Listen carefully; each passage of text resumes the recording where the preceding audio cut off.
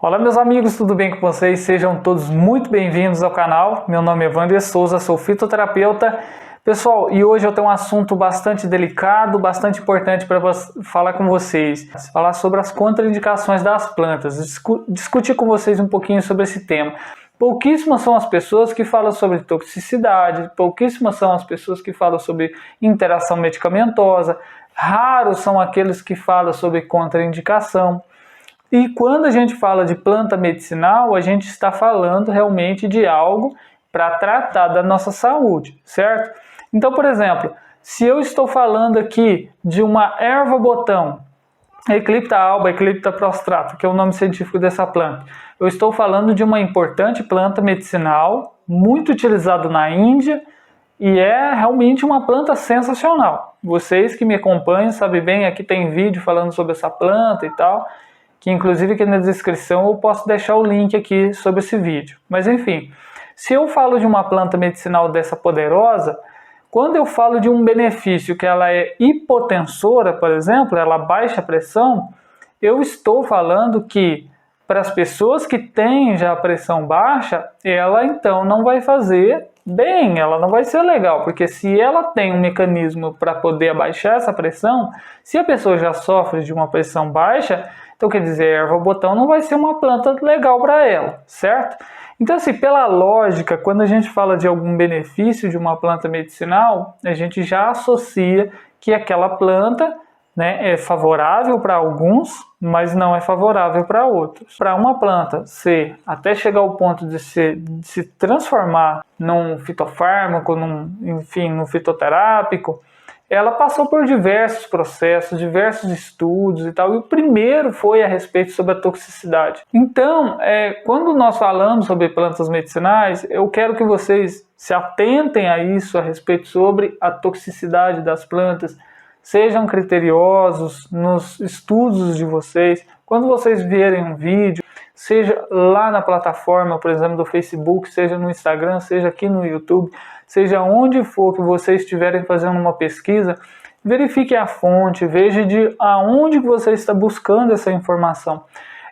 Tudo que eu falo para vocês aqui é baseado cientificamente. Sabe, não fica só em questão de benefício, você tem que buscar também a respeito sobre toxicidade de plantas, a respeito sobre a interação medicamentosa, também a respeito sobre esses assuntos, porque você está lidando com saúde. Quando a gente lida com saúde, a gente tem que saber a fundo, não é simplesmente eu falar, erva botão é bom para baixar a pressão. Sabe como que ela baixa a pressão?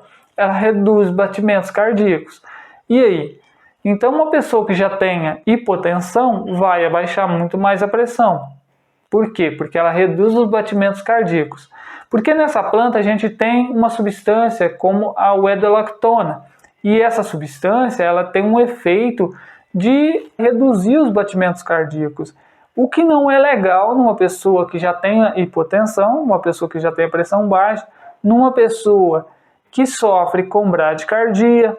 Então, quer dizer, se é uma planta que tem um benefício para quem tem taquicardia, para quem tem bradicardia já não é. Para quem tem hipertensão é legal? Para quem tem hipotensão já não é. A gente tem esses estudos, então, para poder mostrar para a gente que, às vezes, popularmente, uma planta é consagrada por um benefício, né? Contudo, porém, entretanto, ela possui contraindicações, ela possui ali seu lado obscuro que as pessoas não passam, né, que as pessoas não vão levar à frente.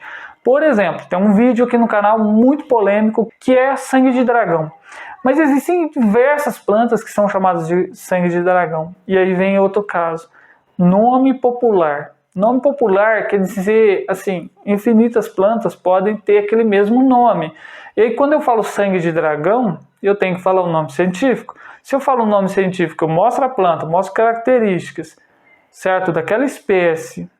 Então eu estou apresentando estudos daquela espécie. Se eu falei a respeito sobre a toxicidade, estou referindo àquela espécie, pessoal, não leve em conta esse nome popular. Então, sangue de dragão, existem outras plantas, inclusive do mesmo gênero, Croton, tá bom? Então, por exemplo, tem a Croton leclerc, se eu não me engano, é esse que é o nome científico dela. E ela realmente tem um efeito anti-inflamatório, antimutagênico, cicatrizante, é poderoso, é muito utilizado na Amazônia.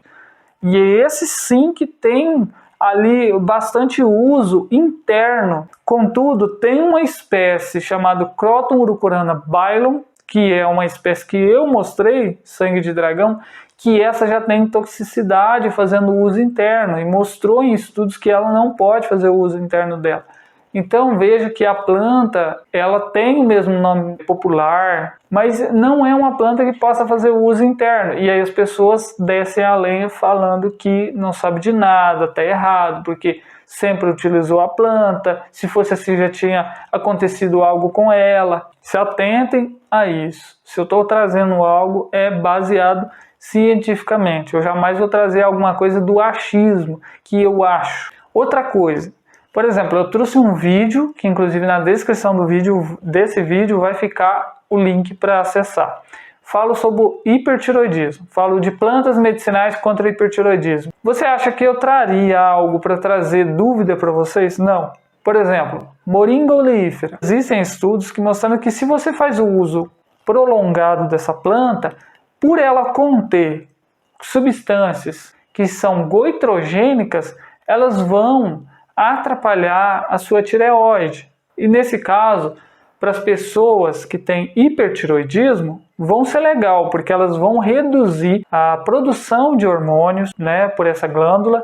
Então a produção de hormônios pela tireoide vão levar gradativamente ao hipotiroidismo, diminuindo a atividade da tireoide. A moringa oleífera, por ela conter essas substâncias, ela levou ao hipotiroidismo. Se eu tenho um estudo comprovando que gradativamente a planta vai me levar ao hipotiroidismo, então quer dizer, hipertiroidismo, legal, faço uso, vai reduzir a atividade da tireoide, realmente melhorar o seu estado de hipertiroidismo.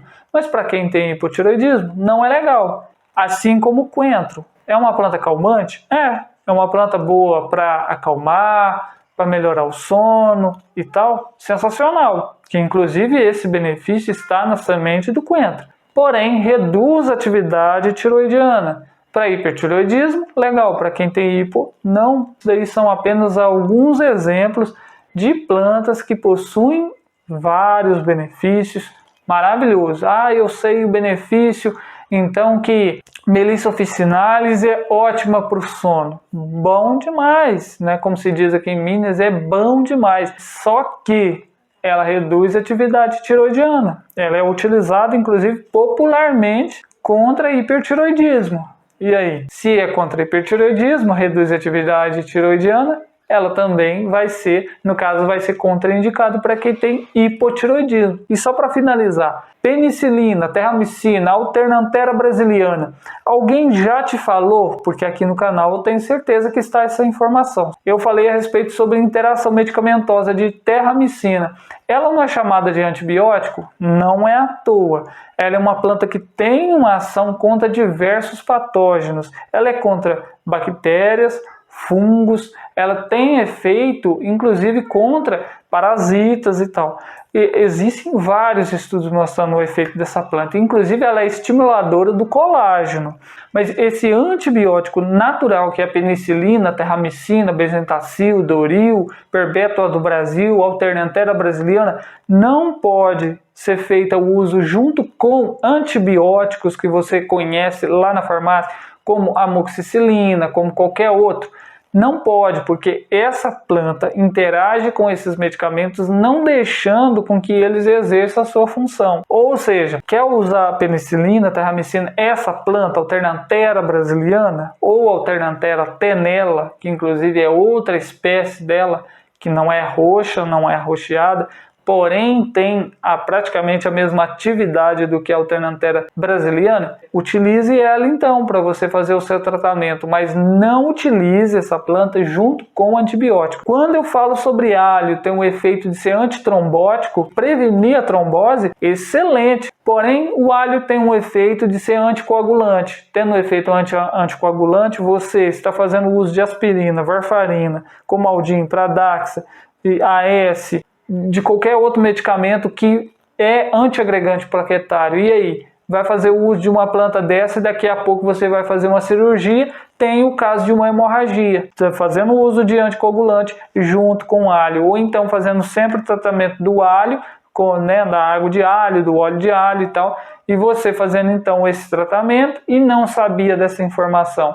Mais uma vez a culpa fica na planta. Não é que a planta é culpada, mas é a forma que foi feito, com quem é que falou para você que podia fazer o uso todo dia. Então toma cuidado com esse tipo de informação. Existem vários canais que falam de benefícios, mas não falam de nada a respeito de uma toxicidade, sobre contraindicação, interação medicamentosa. E aí está a saúde sua em risco. E se caso você coleta essas informações para passar para frente, saiba que você pode estar colocando a vida de alguém em risco por conta de não saber o restante da história. Beleza? Bom, meus amigos, espero que tenha gostado. Se você gostou, deixe seu like, seu joinha, se inscreva no canal se você é novo por aqui. Um grande abraço, te espero na próxima. Tchau, tchau.